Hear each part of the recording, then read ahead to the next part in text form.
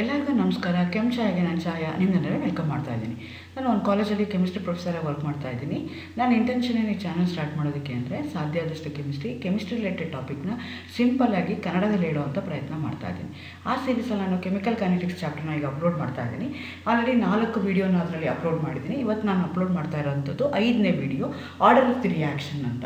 It's an important parameter that will come in chemical kinetics ಚಾಪ್ಟರಲ್ಲಿ. Important parameter ಇದು order of a reaction ಅಂತ. ಅದನ್ನು ನಾನು ಇವತ್ತು ಡೀಟೇಲ್ ಆಗಿ ಎಕ್ಸ್ಪ್ಲೇನ್ ಮಾಡೋಣ ಅಂತ ಅಂದ್ಕೊಳ್ತಾ ಇದ್ದೀನಿ.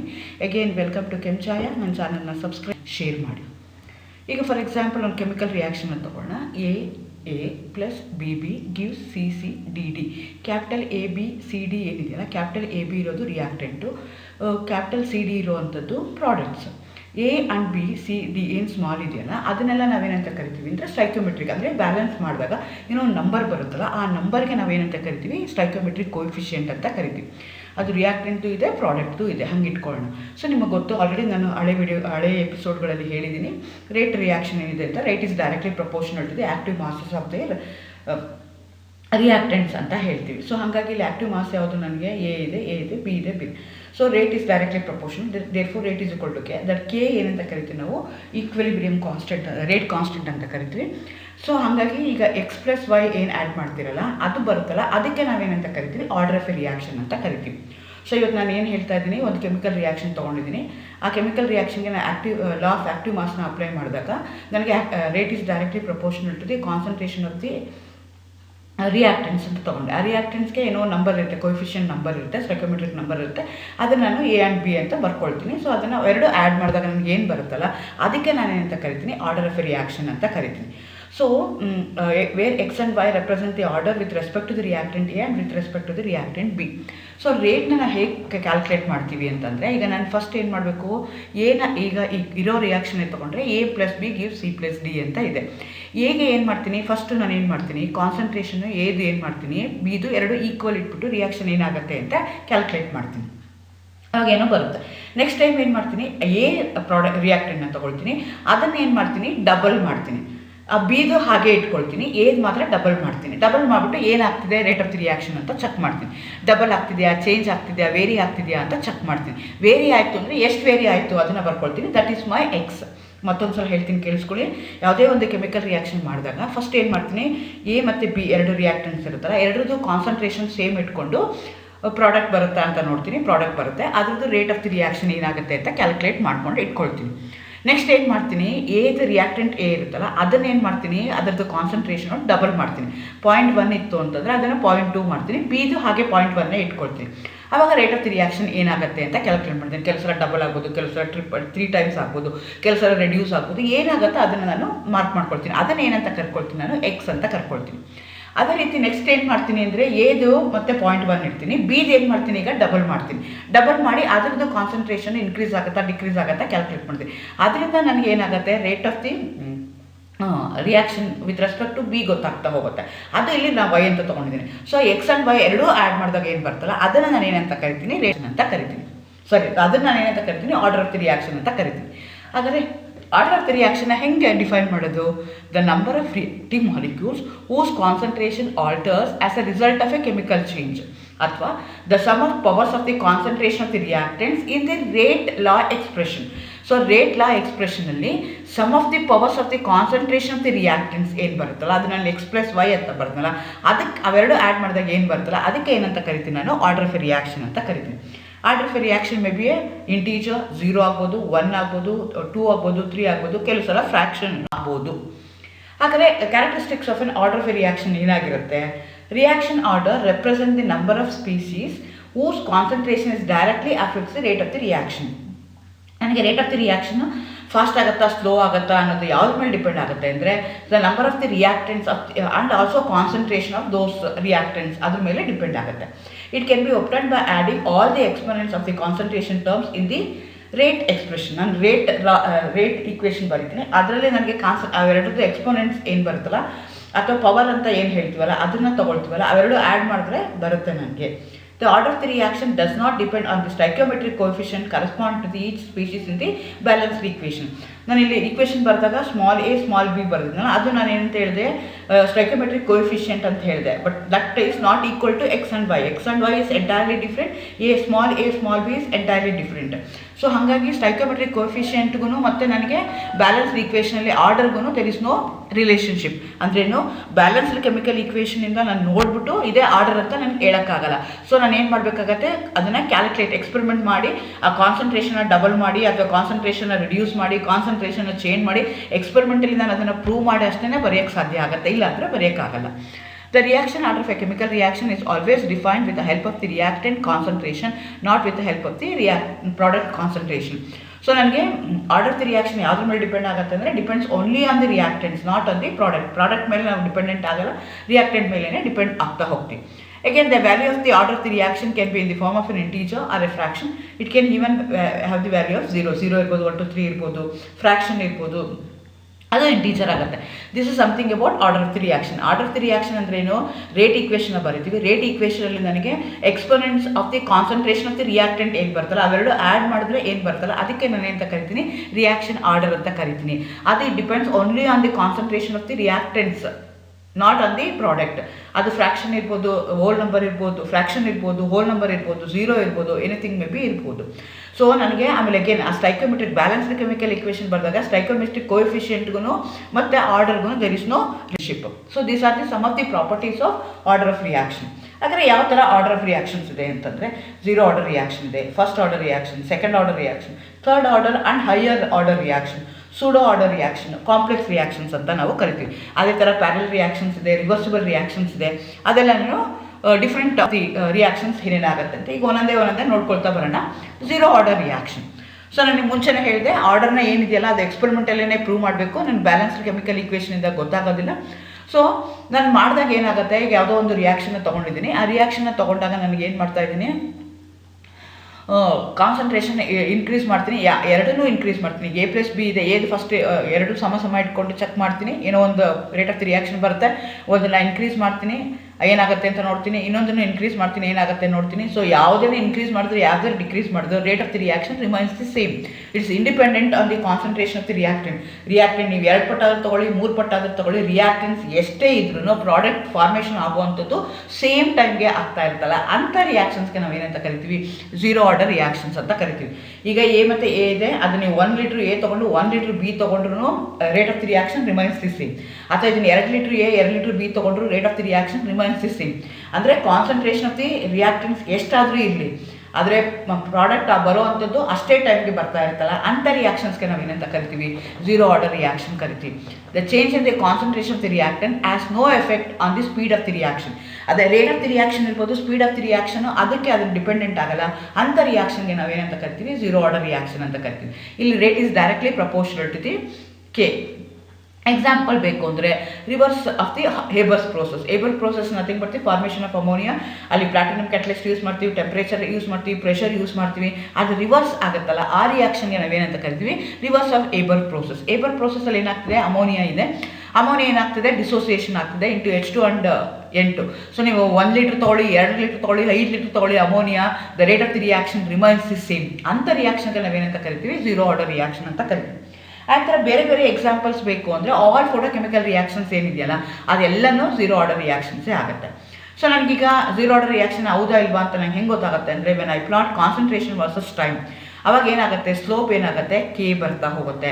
ಕೆ ಬಂತು ಅಂತಂದರೆ ಅವಾಗ ಅದನ್ನು 0 ಆರ್ಡರ್ ರಿಯಾಕ್ಷನ್ ಅಂತ ಹೇಳ್ತೀನಿ. ನಾನು ಹೇಳಿದೆ ಎಕ್ಸ್ಪೆರಿಮೆಂಟಲಿ ಹ್ಯಾವ್ ಟು ಪ್ರೂವ್. ಸೊ ನಾನು ಏನು ಮಾಡಬೇಕು, ಕಾನ್ಸಂಟ್ರೇಷನ್ ಇನ್ಕ್ರೀಸ್ ಮಾಡಿ ಡಿಕ್ರೀಸ್ ಮಾಡಿ ನೋಡಬೇಕು. ಅದಾದಮೇಲೆ ಏನು ಮಾಡ್ತೀನಿ, ನಾನು ಕಾನ್ಸಂಟ್ರೇಷನ್ ವರ್ಸಸ್ ಟೈಮ್ ಪ್ಲಾಟ್ ಮಾಡ್ತೀನಿ.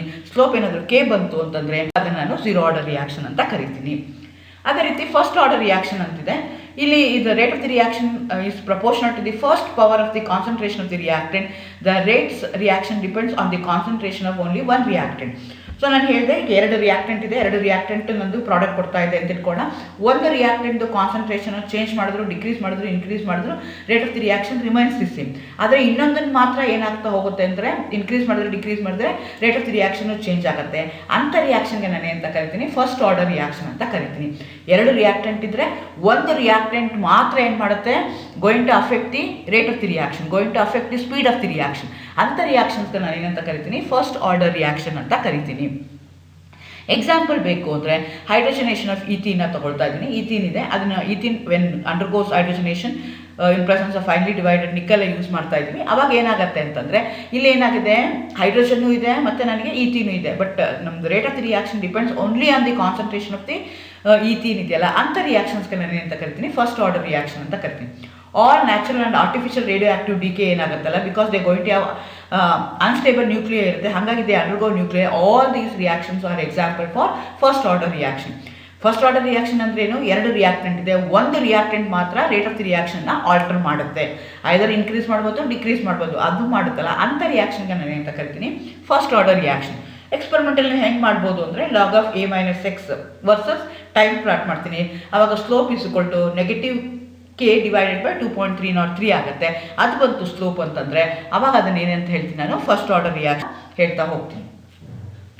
ಅದೇ ರೀತಿ ಸೆಕೆಂಡ್ ಆರ್ಡರ್ ರಿಯಾಕ್ಷನ್ ಇದೆ. The rate reaction can B obtain either from the concentration of the one reactant square are from the concentration of the two separate reactant. So ಈಗ reactants ಹೆಂಗಿರ್ಬೋದು ಅಂತಂದರೆ A+A ನಾನು reactant ಆಗಿ ತೊಗೊಂಡಿರ್ಬೋದು, ಇಲ್ಲಾಂದರೆ A+B ತೊಗೊಂಡಿರ್ಬೋದು. So ಏನೇ ತೊಗೊಂಡ್ರಿ ಅಂತಂದರೆ ಅದನ್ನು ಡಬಲ್ ಆಗಿರಬೇಕು, ಆವಾಗ ಅದನ್ನು ಸೆಕೆಂಡ್ ಆರ್ಡರ್ ರಿಯಾಕ್ಷನ್ ಅಂತ ಕರಿತೀನಿ. Are the active masses of the are the concentration of the A and B ಎರಡೂ ಆಲ್ಟರ್ ಮಾಡ್ತಾ ಇದೆ ನಿಮ್ಮದು ಸ್ಪೀಡ್ ಆಫ್ ದಿ ರಿಯಾಕ್ಷನ್ ಅಂತಂದರೆ ಅವಾಗ ಅದನ್ನು ನಾನು ಏನಂತ ಕರಿತೀನಿ, ಸೆಕೆಂಡ್ ಆರ್ಡರ್ ರಿಯಾಕ್ಷನ್ ಅಂತ ಕರಿತೀನಿ. ಅಂದರೆ ಈಗ A ಇದೆ ಮತ್ತು B ಇದೆ, ಆ ಎದು ಕಾನ್ಸಂಟ್ರೇಷನು ಡಬಲ್ ಮಾಡಿದ್ರು rate of the reaction change ಆಗುತ್ತೆ, ಬಿದು ಡಬಲ್ ಮಾಡಿದ್ರು rate of the reaction change ಆಗುತ್ತೆ. ಅಂದರೆ ಎರಡೂ reactant going to affect the speed of the reaction. ಅಂಥ ರಿಯಾಕ್ಷನ್ಗೆ ನಾವೇನಂತ ಕರಿತೀವಿ, ಸೆಕೆಂಡ್ ಆರ್ಡರ್ ರಿಯಾಕ್ಷನ್ ಅಂತ ಕರಿತೀವಿ. ಎಕ್ಸಾಂಪಲ್ ಬೇಕು ಅಂದರೆ NO2 + CO ಎರಡು ರಿಯಾಕ್ಟ್ ಆದಾಗ NO + CO2 ಬರುತ್ತೆ. ಇಲ್ಲಿ rate is proportional to the concentration of both the reactants. ಅಂಥ ರಿಯಾಕ್ಷನ್ಗೆ ನಾನು ಏನಂತ ಕರಿತೀನಿ, ಸೆಕೆಂಡ್ ಆರ್ಡರ್ ರಿಯಾಕ್ಷನ್ಸ್ ಅಂತ ಕರಿತೀನಿ. ಆಯ್ತರ log of a - x divided by b - x ಹಾಕೋ ವರ್ಸಸ್ ಟೈಮ್ ಪ್ಲಾಟ್ ಮಾಡ್ತೀನಿ. ಆವಾಗ ಸ್ಲೋಪ್ ಏನು ಬರುತ್ತೆ ಅಂದರೆ a - b k divided by 2.303 ಬಂತು ಅಂತಂದರೆ then I am going to say that is order reaction. Third order reaction ಇರ್ಬೋದು ಅಂತ ಇಟ್ಕೊಳ್ಳೋಣ. ದ ರೇಟ್ ಅಥವಾ ಅದಕ್ಕಿಂತ ಹೈಯರ್ ಇರ್ಬೋದು ಅಂತ ಇಟ್ಕೊಳ್ಳೋಣ. Rate of change in concentration is proportion to the concentration of all the three reactant. ಅದು A+A ಇರ್ಬೋದು, ಇಲ್ಲಾಂದರೆ A+B+C ಇರ್ಬೋದು, ಅಥವಾ A+A+B ಇರ್ಬೋದು. ಅದು ಬೇರೆ ಬೇರೆ ಕಾಂಬಿನೇಷನ್ ಆಗ್ತಾ ಹೋಗುತ್ತೆ. ಇದ್ರದ್ದು ಅನಾಲಿಸಿಸ್ ಏನಾಗ್ತಾ ಹೋಗುತ್ತೆ, ಕಾಂಪ್ಲೆಕ್ಸ್ ಆಗ್ತಾ ಹೋಗುತ್ತೆ. ಯಾಕೆ ಅಂದರೆ ನನಗೆ ಏನು ಮಾಡ್ಬೋದು, ಈಗ A ಇದೆ ಅಂತಂದರೆ ಏನ 3 ಟೈಮ್ಸ್ ಇನ್ಕ್ರೀಸ್ ಮಾಡಿದ್ರೆ rate of the reaction increase ಆಗುತ್ತಾ, ಅಥವಾ ಎನ 2 ಸಲ ಮಾಡಿ ಬಿನ 1 ಸಲ ಮಾಡೋದಾ, ಅಥವಾ ಬಿನ 2 ಸಲ ಎನ 1 ಸಲ C0 ಟೈಪ್. ಆ ಥರ ನಾನು ಏನು ಮಾಡಬೇಕಾಗತ್ತೆ, ಆಲ್ ಪಾಸಿಬಲ್ ಕಾಂಬಿನೇಷನ್ಸ್ನ ಮಾಡ್ಕೊಳ್ತಾ ಹೋಗುತ್ತೆ. A² B ಆಗ್ಬೋದು, ಅಥವಾ AB² ಆಗ್ಬೋದು, ಅಥವಾ ABC ಆಗ್ಬೋದು, ಇಲ್ಲ ಅಂದರೆ AB² C1 A1 ಆಗ್ಬೋದು. ಸೊ ಅಂಥ ರಿಯಾಕ್ಷನ್ಸ್ಗೆ ನಾನು ಏನಂತ ಕರಿತೀನಿ, ಥರ್ಡ್ ಆರ್ಡರ್ ರಿಯಾಕ್ಷನ್ ಅಂತ ಹೇಳ್ತೀನಿ. ಸೊ ಎಕ್ಸಾಂಪಲ್ ಬೇಕು ಅಂದರೆ ಫಾರ್ಮೇಷನ್ ಆಫ್ NO2 ಇದೆ, NO + O2 ಇದೆ. ಸೊ ಇಲ್ಲಿ ನನಗೆ NO ಅದ್ರ ಮೇಲೂ ಡಿಪೆಂಡ್ ಆಗುತ್ತೆ, O2 ಅದ್ರ ಮೇಲೂ ಡಿಪೆಂಡ್ ಆಗುತ್ತೆ. NO ಎಷ್ಟು 2 ಟೈಮ್ಸ್ ಡಿಪೆಂಡ್ ಆಗುತ್ತೆ, ಓದು 1 ಟೈಪ್ ಡಿಪೆಂಡ್ ಆಗುತ್ತೆ. ನನಗೇನು ಇಲ್ಲಿ 2 ಏನು ಬರ್ತಿದ್ದೀನಲ್ಲ, ಸ್ಟೈಕೋಮೆಟ್ರಿಕ್ 2 ನಂಬರ್ ಏನಿದೆಯಲ್ಲ, 2 NO2 ಇರುವಂಥ 2 ಇದೆಯಲ್ಲ, ಆ 2ಗೂ ಮತ್ತು NO ಮೇಲೆ ಸ್ಕ್ವೇರ್ ಬರ್ತಿದ್ದೀನ ಆ 2ಗೂ ದೇರ್ ಇಸ್ ನೋ ರಿಲೇಷನ್ಶಿಪ್. ಆ NO ರೇಟ್ ಇಕ್ವೇಷನಲ್ಲಿ ಬರ್ದಿರುವಂಥದ್ದು NO ಮೇಲೆ ಇರುವಂಥ ಪವರ್ ಏನಿದೆಯಲ್ಲ, ಎಕ್ಸ್ಪೋನೆನ್ಷಿಯಲ್ 2 ಇದೆಯಲ್ಲ, ಅದು ಎಕ್ಸ್ಪೆರಿಮೆಂಟಲಿ ಫೈಂಡ್ ಔಟ್ ಆಗಿರುವಂಥದ್ದು. ಬ್ಯಾಲೆನ್ಸ್ಡ್ ಕೆಮಿಕಲ್ ಇಕ್ವೇಷನ್ ಇರುವಂಥ NOಗೂ ಇದಕ್ಕೂ ಯಾವುದೇ ರೀತಿ ಸಂಬಂಧ ಇಲ್ಲ. ಸೊ ಅಂಥ ರಿಯಾಕ್ಷನ್ಸ್ಗೆ ನಾವೇನಂತ ಕರಿತೀವಿ, ಥರ್ಡ್ ರಿಯಾಕ್ಷನ್ ಅಂತ ಕರಿತೀವಿ. ಅದಕ್ಕಿಂತ ಜಾಸ್ತಿ ರಿಯಾಕ್ಟೆಂಟ್ ಇತ್ತು ಅಂತ ಇಟ್ಕೊಂಡು 4 ರಿಯಾಕ್ಟೆಂಟ್ ಇತ್ತು ಅಂದಾಗ ಮಚ್ ಮೋರ್ ಕಾಂಪ್ಲೆಕ್ಸ್ ಆಗುತ್ತೆ, ಆ ರಿಯಾಕ್ಷನ್ ಅನಲೈಸ್ ಮಾಡೋದು ಕಷ್ಟ ಆಗುತ್ತೆ. ಅಂಥ ರಿಯಾಕ್ಷನ್ಸ್ಗೆ ನಾವು ಹೈಯರ್ ಆರ್ಡರ್ ರಿಯಾಕ್ಷನ್ಸ್ ಅಂತ ಕರಿತಾ ಹೋಗ್ತೀವಿ. ಅದೇ ರೀತಿ ಇನ್ನೊಂದಿದೆ ಸೂಡೋ ಫಸ್ಟ್ ಆರ್ಡರ್ ರಿಯಾಕ್ಷನ್ ಅಂತ. The concentration of the one of the reactant remains constant. So ಇಲ್ಲೇನಾಗ್ತಿದೆ ಅಂತಂದರೆ 2 ರಿಯಾಕ್ಟೆಂಟ್ಸ್ ಇರುತ್ತೆ, ಆದರೆ ಒಂದ್ರದ್ದು ಏನಾಗುತ್ತೆ ಅಂದರೆ ಇಟ್ ರಿಮೈನ್ಸ್ ಕಾನ್ಸ್ಟೆಂಟ್. ಏನಕ್ಕೆ ಅಂದರೆ usually we are going to take that in ಎಕ್ಸಸ್ಸಲ್ಲಿ ತೊಗೊಂಡಿರ್ತೀವಿ, or it may act as a catalyst. So ಅಂಥ ರಿಯಾಕ್ಷನ್ಸ್ಗೆ ನಾನು ಏನಂತ ಕರಿತೀನಿ, ಸೂಡೋ ಫಸ್ಟ್ ಆರ್ಡರ್ ರಿಯಾಕ್ಷನ್ ಅಂತ ಕರಿತೀನಿ. ಹೈಡ್ರಾಲಿಸಿಸ್ ಆಫ್ ಎಸ್ಟರ್ನ ತೊಗೊಳ್ಳೋಣ. ಅದರಲ್ಲಿ ಏನಾಗುತ್ತೆ ಅಂದರೆ ಎಸ್ಟರ್ನ ನಾವು ತುಂಬ ಕಡಿಮೆ ತೊಗೊಳ್ತೀವಿ. ಫಾರ್ ಎಕ್ಸಾಂಪಲ್ ಎಸ್ಟರ್ ಒಂದು 2 ml 3 ml ಎಸ್ಟರ್ ತೊಗೊಂಡ್ರೆ, ವಾಟರ್ ಒಂದು 200 ml 250 ml ವಾಟರ್ ತೊಗೊಂಡು ರಿಯಾಕ್ಷನ್ಸ್ನ ಮಾಡ್ತಾ ಹೋಗ್ತೀವಿ. Compared to the concentration of the ಎಷ್ಟು the concentration of the water will be more ಆಗ್ಬಿಡುತ್ತೆ, ಒಂದಕ್ಕೊಂದು ಕಂಪೇರ್ ಮಾಡೋಕ್ಕೆ ಆಗಲ್ಲ. We are going to take in large quantity, ಹಂಗಾಗಿ ಅದೇನಾಗುತ್ತೆ ಅದರ ಕಾನ್ಸಂಟ್ರೇಷನ್ ಕಾನ್ಸ್ಟೆಂಟ್ ಆಗುತ್ತೆ. ಅಂಥ ರಿಯಾಕ್ಷನ್ಗೆ ನಾವೇನಂತ ಕರಿತೀವಿ pseudo first order reaction. Actually this is not the first order reaction, ಎರಡರ ಮೇಲೂ ಡಿಪೆಂಡ್ ಆಗ್ತಾ ಇದೆ. ಆದರೆ ಒಂದ್ರದ್ದು ಕಾನ್ಸಂಟ್ರೇಷನ್ ಆಫ್ ದಿ ರಿಯಾಕ್ಟೆಂಟ್ ಏನಾಗುತ್ತೆ ಕಾನ್ಸ್ಟೆಂಟ್ ಆಗಿಬಿಡುತ್ತೆ. ಅಂಥ ರಿಯಾಕ್ಷನ್ಗೆ ನಾವೇನಂತ ಕರಿತೀವಿ pseudo first order reaction. It is not a first order reaction, but it behaving like a first order reaction because we are going to take one of the ರಿಯಾಕ್ಟೆಂಟ್ಸ್ನ large ತೊಗೊಂಡಿದ್ದೀವಿ ಅಥವಾ ಅದನ್ನು ಕ್ಯಾಟಲಿಸ್ಟ್ ಥರ ಯೂಸ್ ಮಾಡ್ತಾ ಇದ್ದೀವಿ. ಅಂಥ ರಿಯಾಕ್ಷನ್ಸ್ಗೆ ನಾವೇನಂತ ಕರಿತೀವಿ ಸೂಡೋ ರಿಯಾಕ್ಷನ್ ಅಂತ ಕರಿತೀವಿ. ಅದೇ ರೀತಿ ಕಾಂಪ್ಲೆಕ್ಸ್ ರಿಯಾಕ್ಷನ್ಸ್ ಅಂತಲೂ ಬರುತ್ತೆ. The reactions taking place in one step is called as an elementary reaction. When the sequence of elementary reaction give us the product, the reaction is called as complex reaction. It may be consecutive reaction. ಅಂದ್ರೇನು, A+B react ಆದಾಗ C ಬಂತು, ಆ C ಇನ್ನೊಂದು D ಜೊತೆಗೆ react ಆದಾಗ ನನಗೆ E ಬಂತು, E ಮತ್ತು A ಜೊತೆಗೆ ರಿಯಾಕ್ಟ್ ಆದಾಗ ಇನ್ನೊಂದು ಪ್ರಾಡಕ್ಟ್ ಬಂತು. ಹಾಗೆ ಸೀರೀಸ್ ಆಫ್ ರಿಯಾಕ್ಷನ್ಸ್ ಆಗ್ತಾ ಇರ್ತಲ್ಲ, ಅಂಥ ರಿಯಾಕ್ಷನ್ಸ್ಗೆ ನಾವೇನಂತ ಕರಿತೀವಿ ಕಾಂಪ್ಲೆಕ್ಸ್ ರಿಯಾಕ್ಷನ್ಸ್ ಅಂತ ಕರಿತೀವಿ. A+B ಗಿವ್ C ಅಂತಂದರೆ ಅದಕ್ಕೆ ಎಲಿಮೆಂಟರಿ ರಿಯಾಕ್ಷನ್. ಅಂಥದ್ದು ಎಷ್ಟೋ ಒಂದು ಎಲಿಮೆಂಟರಿ ರಿಯಾಕ್ಷನ್ಸ್ ಸೇರಿಕೊಂಡಾಗ ಕಾನ್ಸಿಕ್ಯೂಟಿವ್ ರಿಯಾಕ್ಷನ್ಸ್ ಆಗುತ್ತಲ್ಲ, ಅಂಥ ರಿಯಾಕ್ಷನ್ಸ್ಗೆ ನಾವೇನಂತ ಕರಿತೀವಿ ಕಾಂಪ್ಲೆಕ್ಸ್ ರಿಯಾಕ್ಷನ್ ಅಂತ ಕರಿತೀವಿ. ಕಾಂಪ್ಲೆಕ್ಸ್ ರಿಯಾಕ್ಷನ್ ಏನಾಗುತ್ತೆ ಅಂದರೆ ಒಂದೇ ಸ್ಟೆಪ್ಪಲ್ಲಿ ಆಗಿರಲ್ಲ, ತುಂಬ ಸ್ಟೆಪ್ಪಲ್ಲಿ ಅದು ರಿಯಾಕ್ಷನ್ಸ್ ಆಗಿರುತ್ತೆ. ಆವಾಗ ಆರ್ಡರ್ ಆಫ್ ದಿ ರಿಯಾಕ್ಷನ್ ಹೆಂಗೆ ಕ್ಯಾಲ್ಕುಲೇಟ್ ಮಾಡೋದು?